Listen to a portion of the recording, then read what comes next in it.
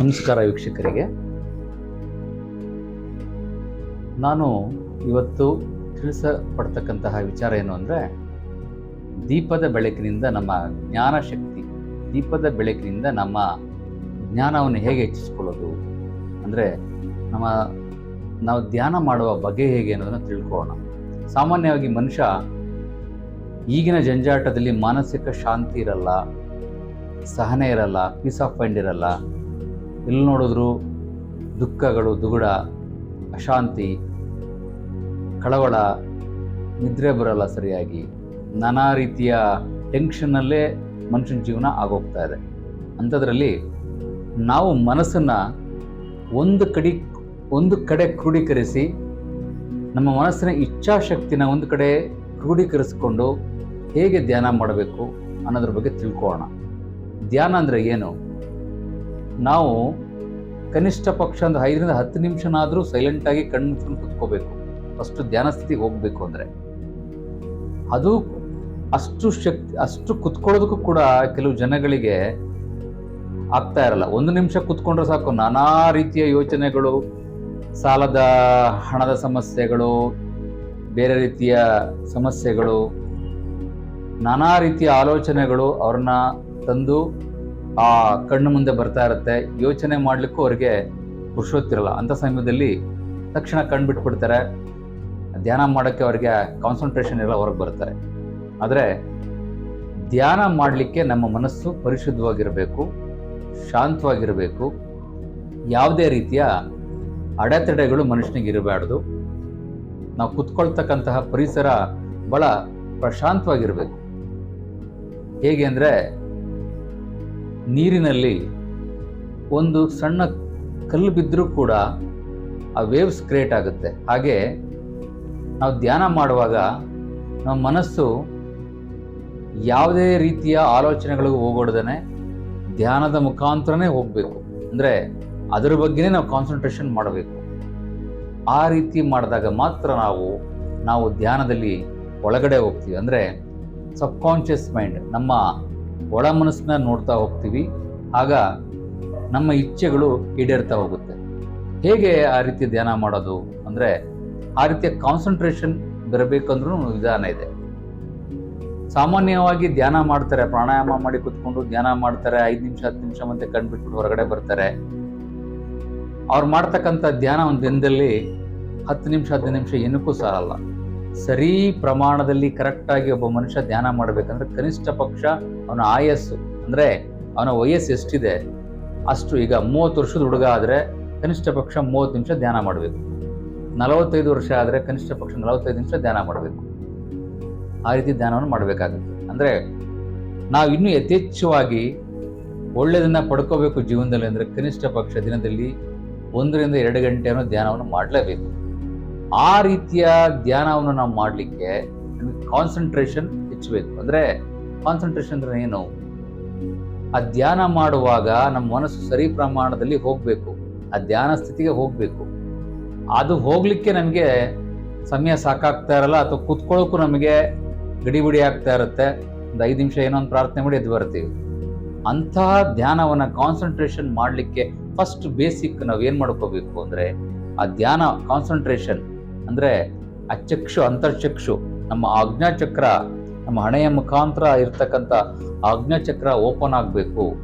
ಆ ಶಕ್ತಿ ಹೆಚ್ಚಬೇಕು ಅಂದರೆ ನಾವು ಪ್ರತಿನಿತ್ಯ ಸಂಜೆಯ ಸಮಯ, ಅಂದರೆ ಎಲ್ಲರೂ ಊಟ ಮಾಡಿ ಮಲಗಿದ ನಂತರ ಅಥವಾ 7-8 ಗಂಟೆಯ ಸಮಯದಲ್ಲಾದರೂ ಒಂದು ಕ್ಯಾಂಡಲ್ನ ಹಚ್ಚಿಸ್ಬೇಕು. ಅಥವಾ ಒಂದು ದೀಪವನ್ನು, ಒಂದು ಎಣ್ಣೆಯನ್ನು ಹಾಕಿಬಿಟ್ಟು ಬತ್ತಿಯನ್ನು ಹಚ್ಚಿ ದೀಪನ ಹಚ್ಚಿಸ್ಬಿಟ್ಟು ಅದ್ರ ಮುಂದೆ ಕುಳಿತುಕೋಬೇಕು. ಅದ್ರ ಮುಂದೆ ಕುಳಿತುಕೊಂಡಾಗ ನಿಮಗೆ ಆ ದೀಪದ ಜ್ವಾಲೆ ಕಣ್ಣಿನ ನೇರದಲ್ಲಿರಬೇಕು. ಅಂದರೆ ನೀವೊಂದು ಟೇಬಲ್ ಮೇಲೆ ಕುತ್ಕೊಂಡ್ರೆ ಆ ದೀಪದ ಜ್ವಾಲೆ ಕರೆಕ್ಟಾಗಿ ನಿಮ್ಮ ಕಣ್ಣಿಗೆ ಕಾಣಿಸ್ತಾ ಇರಬೇಕು. ಮೂಗಿನ ನೇರದಲ್ಲಿ ಕಣ್ಣಿಗೆ ಕರೆಕ್ಟಾಗಿ ಕಾಣಿಸ್ತಾ ಇರಬೇಕು. ನೀವು ಕಣ್ಬಿಟ್ಟು ನೋಡಿದಾಗ ಬರೀ ಆ ದೀಪದ ಜ್ವಾಲೆಯನ್ನು ಮಾತ್ರ ನೋಡ್ತಾ ಇರಬೇಕು. ನೀವು ಕ್ಯಾಂಡಲಲ್ಲಿ ಮಾಡಿದ್ರು ಒಂದನೇ, ದೀಪದಲ್ಲಿ ಮಾಡಿದ್ರು ಹಾಗೆ ಒಂದನೇ. ಕನಿಷ್ಠ ಪಕ್ಷ ನೀವು ಕುಳಿತ ಜಾಗದಿಂದ 2 ರಿಂದ 3 ಅಡಿ ಡಿಸ್ಟೆನ್ಸ್ ಇರಬೇಕು. ಅಂಥ ಜಾಗದಲ್ಲಿ ಇಟ್ಕೊಂಡು ನೀವು ಆ ದೀಪವನ್ನೇ, ಆ ಜ್ವಾಲೆಯನ್ನೇ, ಏನು ಆ ಜ್ವಾಲೆ ಉರಿತಾ ಇದೆ, ಆ ಬೆಳಕು, ಆ ಜ್ವಾಲೆಯ ಮುಖಾಂತರ, ಅಗ್ನಿಯ ಮುಖಾಂತರ ಏನ್ ಬೆಳಕ ಬರ್ತಾ ಇದೆ ಅದನ್ನೇ ದೃಷ್ಟಿಸಿ ನೋಡ್ತಾ ಕುಳಿತುಕೋಬೇಕು. ಹೇಗೆ? ಕಣ್ಬಿಟ್ಟು ಸುಮಾರು 5ರಿಂದ 10 ನಿಮಿಷ ಕುಳಿತುಕೋಬೇಕು. ಮೊದಲು 2 ನಿಮಿಷ 3 ನಿಮಿಷ ಕುತ್ಕೊಳ್ಳೋದು ಕಷ್ಟ ಆಗುತ್ತೆ. ಕನಿಷ್ಠ ಪಕ್ಷ ನೀವು ಒಂದು 5 ನಿಮಿಷನಾದ್ರು ದೃಷ್ಟಿಸಿ ಈಗ ಎಡೆಬಿಡದೆ ಆ ಜ್ಯೋತಿಯನ್ನೇ ಕಾನ್ಸ್ಟೆಂಟ್ ಮೈಂಡಲ್ಲಿ ಹಾಗೇ ನೋಡ್ತಾ ಇದ್ರೆ ನಿಮಗೆ ಆಟೋಮೆಟಿಕ್ ಆಗಿ ಕಣ್ಣೀರು ಬರ್ಲಿಕ್ಕೆ ಸ್ಟಾರ್ಟ್ ಆಗುತ್ತೆ. ದೇಹದಲ್ಲಿ ಕೆಲವು ಚಲನವಲನಗಳು ಸ್ಟಾರ್ಟ್ ಆಗ್ತದೆ, ಮೈ ಬಿಸಿ ಆಗುತ್ತೆ. ಅಂದರೆ ನಿಮ್ಮಲ್ಲಿರ್ತಕ್ಕಂಥ ಕೆಲವು ನೆಗೆಟಿವಿಟಿಗಳು ಹೊರಗಡೆ ಹೋಗ್ಲಿಕ್ಕೆ ಸ್ಟಾರ್ಟ್ ಆಗುತ್ತೆ ಆ ಜ್ಯೋತಿಯನ್ನೇ ನೀವು ನೋಡುವಾಗ. ಮತ್ತೆ ನಿಮ್ಮಲ್ಲಿ ಇರ್ತಕ್ಕಂಥ ಆರಾ ಅಂತ ಹೇಳ್ತೀವಿ, ಬಾಡಿಯ ಆರಾ, ಆ ಬಾಡಿಯ ಆರಾದ ಶಕ್ತಿ, ಎನರ್ಜಿಗಳು ಹೆಚ್ಚಾಗುತ್ತೆ. ಮತ್ತು ನಾನಾ ರೀತಿಯ ಕಾಯಿಲೆಗಳು ಕೂಡ ಹಂತ ಹಂತವಾಗಿ ಕಡಿಮೆ ಆಗ್ತಾ ಬರುತ್ತೆ. ಮತ್ತೆ ಏನು ಇಲ್ಲಿ ನಮ್ಮ ಹಣೆಯ ಮಧ್ಯದಲ್ಲಿ ಆಜ್ಞಾಚಕ್ರ ಅಂತ ಹೇಳ್ತೀವಿ, ಆಜ್ಞಾಚಕ್ರ ಥರ್ಡ್ ಐ ಅಂತ ಹೇಳ್ತೀವಿ, ಆ ಥರ್ಡ್ ಐ ಆಟೋಮೆಟಿಕ್ ಆಗಿ ಓಪನ್ ಆಗುತ್ತೆ. ಇಂತಹ ಒಂದು ವಿದ್ಯೆಯನ್ನು ಪ್ರತಿನಿತ್ಯ ನಾವು ಕ್ಯಾಂಡಲ್ ಅಥವಾ ದೀಪನ ಹಚ್ಚಿ ಪ್ರತಿನಿತ್ಯ ಕನಿಷ್ಠ ಪಕ್ಷ 5ರಿಂದ 10 ನಿಮಿಷ ಆ ಜ್ಯೋತಿಯನ್ನೇ ದೃಷ್ಟಿಸಿ ನೋಡ್ತಾ ಇರಬೇಕು. ಆಗ ನಾವು ಸಂಕಲ್ಪ ಮಾಡ್ಕೋಬೇಕು. ಏನಾದರೂ ನಮ್ಮ ಮನಸ್ಸಿಗೆ ಇದಾಗಬೇಕು ಅಂದರೆ ಆ ಸಂಕಲ್ಪವನ್ನು ಮಾಡಿಕೊಂಡು ಮೊದಲಿಗೆ ಪ್ರಾರ್ಥನೆ ಮಾಡಿ, ನಾನು ಇದಕ್ಕೆ ಕುಳಿತುಕೊಂಡಿದ್ದೀನಿ, ಅದಾಗಬೇಕು ಅಂತ ತಿಳ್ಕೊಂಡು ಸಂಕಲ್ಪ ಮಾಡಿಕೊಂಡು ಆ ಜ್ಯೋತಿಯನ್ನೇ ದೃಷ್ಟಿಸಿ ನೋಡ್ತಾ ಇದ್ರೆ ನಿಮ್ಮಲ್ಲಿ ಒಂದು ರೀತಿಯ ಚಲನೆಗಳು, ಒಂದು ಬಾಡಿಲಿ ಇರ್ತಕ್ಕಂಥ ಎವಾಪರೇಷನ್ ಅಂದರೆ ಒಂದು ಚಲನಾ ಶಕ್ತಿಗಳು ಹೆಚ್ಚಾಗ್ತದೆ, ಬಾಡಿಯ ಆಹಾರ ಶಕ್ತಿಗಳು ಹೆಚ್ಚಾಗುತ್ತೆ, ನಿಮ್ಮ ಧ್ಯಾನ ಮಾಡ್ತಕ್ಕಂತಹ ಶಕ್ತಿಗಳು ಆಟೋಮೆಟಿಕ್ ಆಗಿ ಹೆಚ್ಚಾಗ್ತಾ ಹೋಗ್ತದೆ. ಮತ್ತು ಮನಸ್ಸು ಶಾಂತಿ ಆಗುತ್ತೆ, ಗಡಿಬಿಡಿ ಇರಲ್ಲ, ಯಾವುದೇ ರೀತಿಯ ಗಲಾಟೆ ಗೊಂದಲಗಳಿರಲ್ಲ, ಕಾನ್ಸಂಟ್ರೇಷನ್ ಹೆಚ್ಚಾಗುತ್ತೆ. ಮತ್ತು ಯಾವುದಾದ್ರೂ ಮಾತಾಡುವಾಗ ಯೋಚನೆ ಮಾಡಿ ಮಾತಾಡ್ತೀರಾ, ಮತ್ತು ಯಾವುದಾದ್ರು ಕೆಲಸವನ್ನು ಮಾಡುವಾಗ ಯೋಚಿಸಿ ಅಂಥ ಕೆಲಸಕ್ಕೆ ಕೈ ಹಾಕ್ತೀರಾ. ಇಂತಹ ಧ್ಯಾನವನ್ನು ಮಾಡೋದು ಇದು ಋಷಿಮುನಿಗಳೇ ಹೇಳ್ಕೊಟ್ಟಿರ್ತಕ್ಕಂತಹ ಪರಾಶರ ವಿದ್ಯೆ, ಪರವಿದ್ಯೆ ಅಂತ ಹೇಳ್ತಾರೆ. ಇಂತಹ ವಿದ್ಯೆಗಳಲ್ಲಿ ಇದಕ್ಕೆ ನಮ್ಮ ಹಿಂದೂ ಋಷಿಮುನಿಗಳ ಭಾಷೆಯಲ್ಲಿ ತ್ರಾಟಕ ಅಂದರೆ ಆ ಜ್ಯೋತಿಯನ್ನೇ ಕುಳಿತುಕೊಂಡು ನೋಡುವ ದೃಷ್ಟಿಸಿ, ಅಂದರೆ ನಮ್ಮ ಕೇಂದ್ರ ಬಿಂದು, ನಮ್ಮ ದೃಷ್ಟಿಯ ಏನು ನಮ್ಮ ದೃಷ್ಟಿ ಇದೆ ಕರೆಕ್ಟಾಗಿ ಜ್ಯೋತಿಯನ್ನೇ ನೋಡ್ತಾ ನೋಡ್ತಾ ನೋಡ್ತಾ ನೋಡ್ತಾ ಅಂದರೆ ನಿಮ್ಮಲ್ಲಿರ್ತಕ್ಕಂಥ ಕಾನ್ಸಂಟ್ರೇಷನ್ ಜ್ಯೋತಿಯನ್ನು ನೋಡ್ತಾ ನೋಡ್ತಾ ಹೆಚ್ಚಾಗ್ತದೆ. ಆಜ್ಞಾಚಕ್ರದಲ್ಲಿ ಇರ್ತಕ್ಕಂಥ ಶಕ್ತಿಗಳು ಹೆಚ್ಚಾಗಿ ಆ ಆಜ್ಞಾಚಕ್ರ ನಿಮಗೆ ಓಪನ್ ಆಗಿ, ಥರ್ಡ್ ಐ ಅಂತ ಹೇಳ್ತೀವಿ, ಓಪನ್ ಆಗಿ ನಿಮಗೆ ಕೆಲವು ಬೇರೆ ಬೇರೆ ದಿವ್ಯ ಲೋಕಗಳ ಅನುಭವ ಆಗಲಿಕ್ಕೆ ಸಾಧ್ಯ ಆಗುತ್ತೆ. ಮೊದಲಿಗೆ ಇದು ಭಾಳ ಕಷ್ಟ. ಕನಿಷ್ಠ ಪಕ್ಷ ಒಂದು 31 ದಿನ ಅಥವಾ 2 ತಿಂಗಳು 3 ತಿಂಗಳು ಕಂಟಿನ್ಯೂಸ್ ಆಗಿ ಮಾಡಿದಾಗ ಮಾತ್ರ ನೀವು ಅದರ ಅನುಭವಗಳನ್ನು ಪಡೆದುಕೊಳ್ಳಲಿಕ್ಕೆ ಸಾಧ್ಯ.